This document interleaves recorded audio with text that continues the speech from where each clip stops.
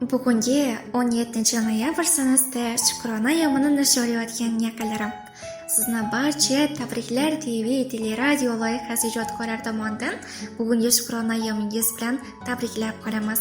Baxt, omad, sihat, salomatlik, tinchlik, xotirjamlik hamisha doimiy hamrohingiz bo'lsin.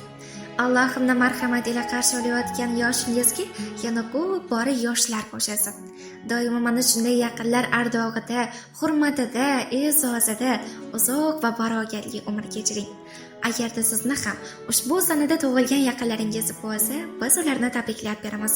Murojaat uchun 444 33 11 ishonch telefon raqamlari bilan bog'lanib, o'z joyingizni oldindan band etishingiz mumkin.